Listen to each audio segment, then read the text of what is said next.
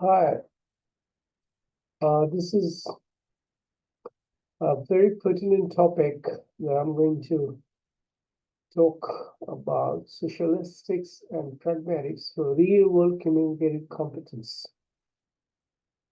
When we talk of socialistic, we need to know that all of us learners or speakers or people who are the users of the language, they all live in society. They cannot live in isolation.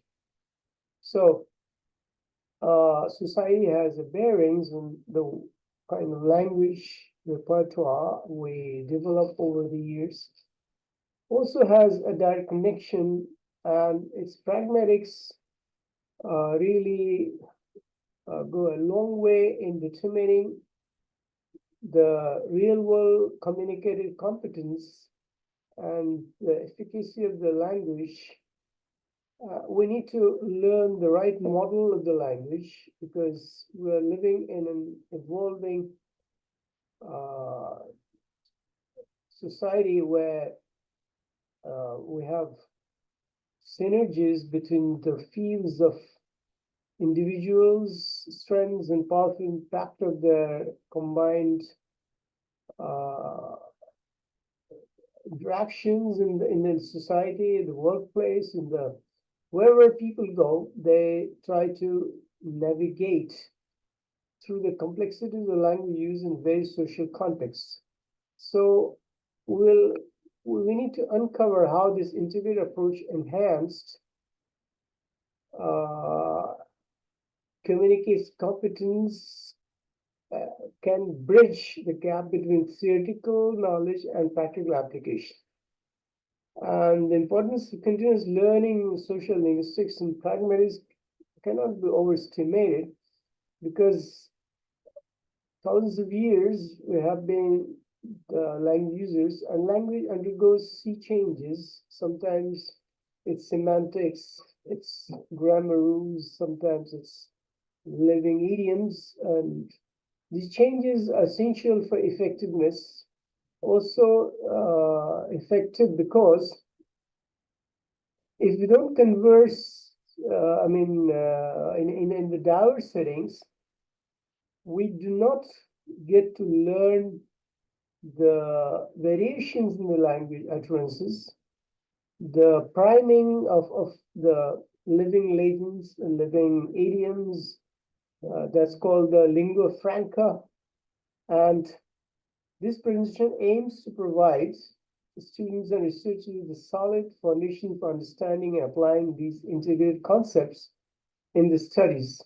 So let's move on to how sociolinguistics and pragmatics can really affect our language repertoire. As we know that sociolinguistics is the study of language variations across different social contexts. It examines how factors such as age, gender, social class, and cultural background influence language use. So this field provides insight into how language shapes and is further refined by social norms, and we need to offer a lens through which we can understand the linguistic diversity and social dynamics. Social dynamics, when we talk about, that means every society has its own features, has its own norms or traditions or customs or of transactional interactions, language exchanges.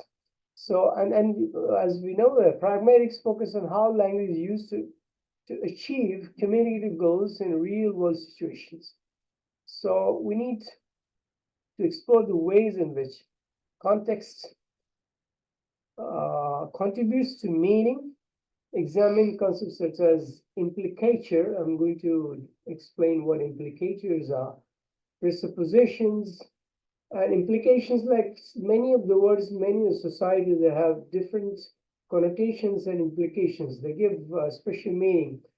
For example, here and there, and this and that, and those, and us and ours and this place and that place, they might mean something different to other people, other users. So communicative competence needs to be built upon the integration of socialistics and pragmatics. And this skill encompasses not only the linguistic knowledge, but also the ability to use language appropriately in various social contexts. When we talk of the appropriateness of the use of the lexis or the stylistic uh, mechanical sort of language uh, fragments or utterances, we need to establish it in the social context where we are using it. So we learners or teachers or the educators or they must navigate the complexity of real world communications, and real world communications offer real challenges, and we need to know how to reduce the misunderstanding and conflicts. So it's more about conflict resolutions. So what are the key concepts of social linguistics? As I have just mentioned, that linguistic variations, which refers to different ways of expressing the same idea across regions or social groups. This concept encompasses dialectal differences. I mean, every language has its own dialects. What we call is colloquial language or colloquialism.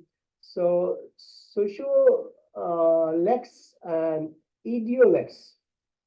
So highlighting the rich tapestry of language used within and across communities, like North Londoners or Irish people or Scottish people, or those people who are born and brought up in a different milieu or a different social context, and then they have inherited their culture from Germanic, Hispanic, or they will sound very different, and they find it very difficult for other communities across other geographic regions. They would find it really challenging and daunting because the cultural context needs to be established effectively. Code switching is all about being bilingual, as I'm bilingual, because sometimes I could be multilingual. So people, I'm frequently in the habit of switching my language from L1 to L2 to L2 3. So I'm not a native speaker or native English language instructor. Because my first language is not English, it's an Indian language.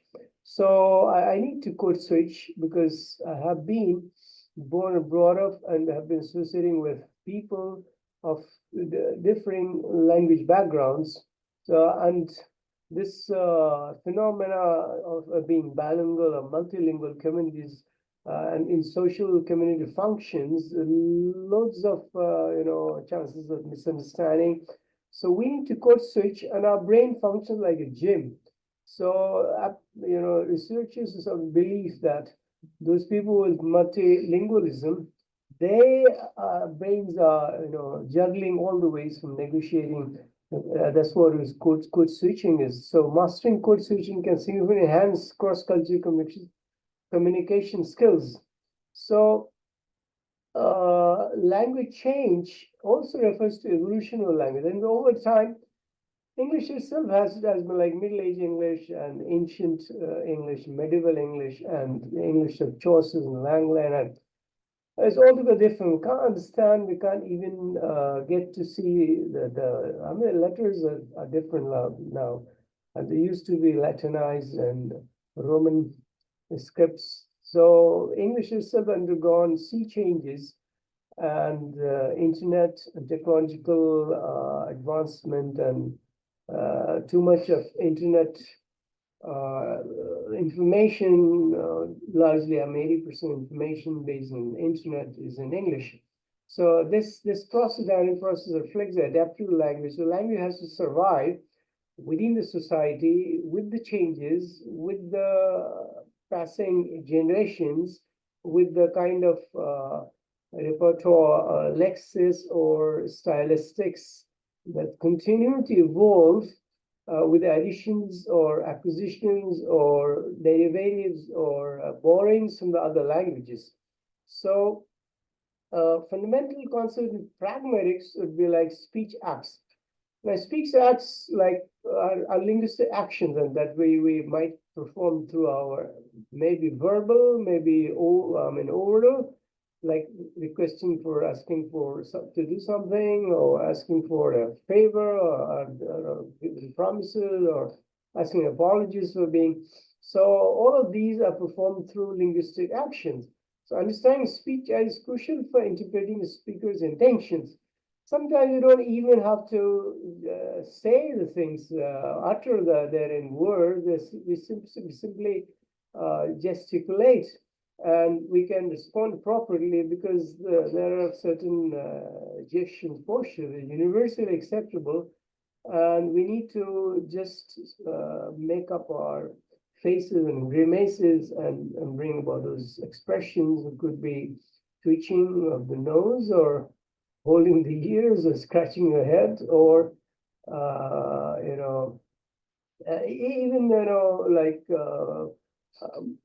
eyelids and eye batting, or brow, eyebrows, and so these are also a part of the communicative tools, and this concept bridges the gap between what is said and what is meant, enhancing overall communication speech act. The excess refers to words and phrases that require contextual information to be fully understood. But there are some technical words which might not mean anything else, like such as here, now, or you. Couldn't mean anything else, and we need to know from the context, like which you are talking about. You, the one over there, the you, the one you I'm talking to. So mastering the excess improves coherence in discourse and helps speakers navigate the complexity of context dependent languages. Largely, our communication, mostly interactional, based on the context. And this is particularly important in cross-cultural communication, where didactic expressions may vary. So implicatures. Now, implicatures involve inferring meaning from what is explicitly stated. When we say openly or explicitly, what we actually mean, that becomes explicit, but there is something implicit as well. This concept is central understanding indirect communication, because not everything is said. Parts of what is being uttered or said is to be understood, is to be comprehended by the grasp, the deep grasp of culture and contextual cues.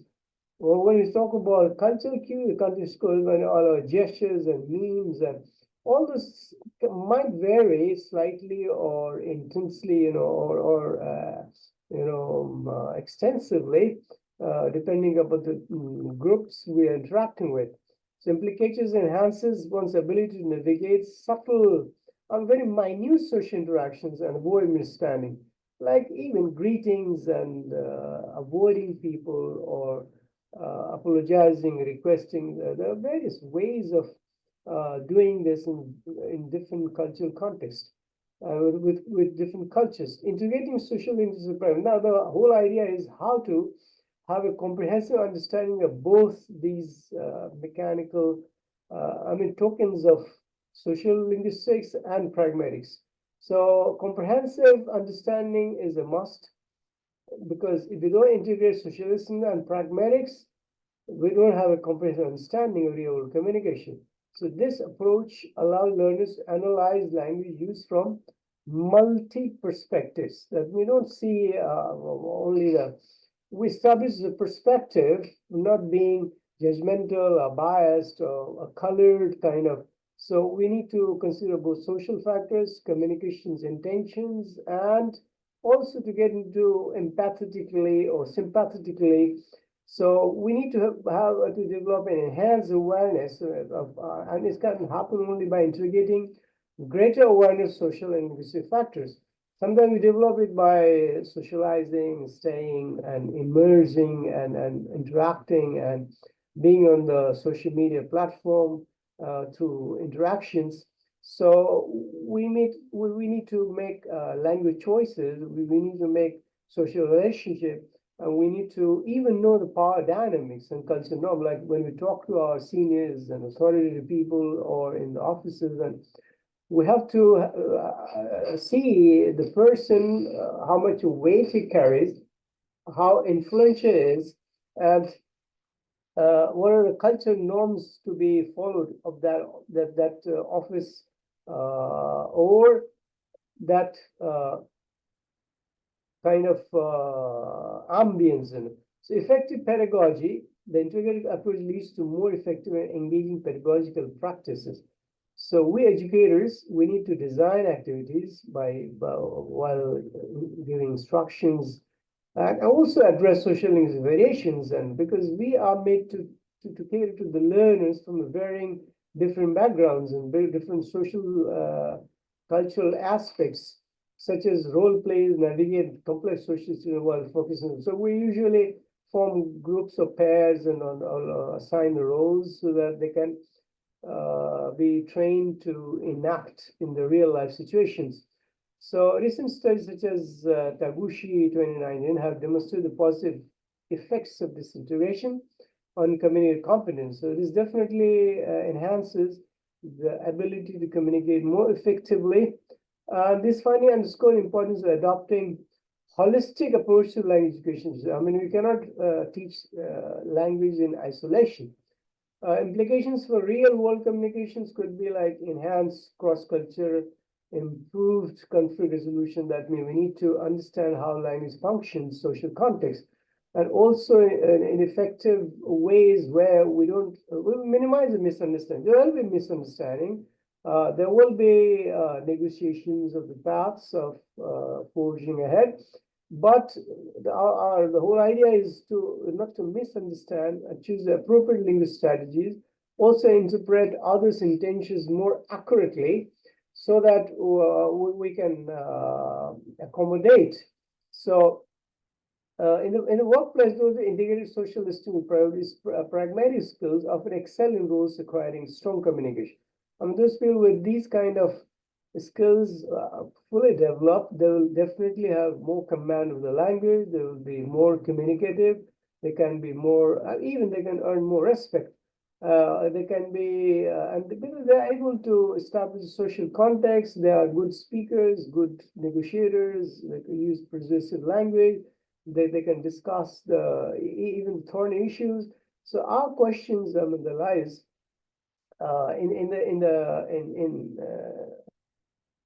addressing the issues of these questions, uh, like how does social linguistic awareness impact daily communication? I mean, even in our daily life, we need to negotiate the language. When we talk to our elders, we don't use the same language as we talk to the youngers.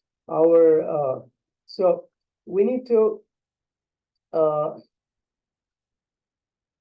we need to be aware of why and how we need to tweak, modify, or bring about changes in our communicative tools, whether it's the choice of words, the phrases, the idioms, all of these things go a long way in establishing. So can you, if I ask you, can you recall a situation where pragmatics played a crucial role in understanding?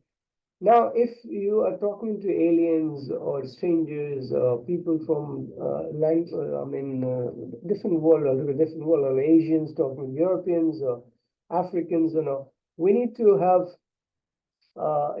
integrate. We need to have, like pragmatics of knowing them first through gestures, postures, before even talking to them. So what challenge might arise when integrating these fields in education? Actually, we educators and policy makers, framers, we need to include the real life tasks in our curriculum, and we have technological advancements available. which can do wonders in integrating and embedding those kind of tasks, which really help in motivating the learners to use the real life language for the real purposes. Also, we can train them how to code switch, how to be confident not only in the first language, also in second language. They can also be trained how to look at the sarcasm or culture-specific idioms, as I've been impressing upon that, living legends or living idioms of the day, or the lingua franca, the language. We need to know about the polite, how to refuse, how to accept, how to promise, how to balance, how to throw a smile, how to agree, disagree, or even not in acceptance of what are the real world applications, like in business communications, corporate world. It has its own understanding of the nuance, the culture nuance, the pragmatic side, because there we have to be really coherent and brief, and we cannot, and in the health sector, communication has to be so effective, dramatically improve patients, because when doctors talk to the patients with empathy and they deal with the issues of the disease in sympathetic manner with the social linguistic awareness and getting to know about the mental health problems, whether it's physical or the diverse patient population they require to be dealt differently. We can have an accurate diagnosis and treat adherence, but still we need to win the confidence of the patient as a doctor. In the education field, the same goes, because we need to incorporate social linguistic pragmatic insight, teaching strategies, as I told you, that inclusion of in our curriculum, and more of the tasks which can be which can help in enhancing the diplomacy and international relations, of course, the global citizenship, the global negotiation terms and business deals, and communication and diplomatic communications that can make or mar the future of the country. And we need to have a political discourse with the kind of international negotiators and masters of skills.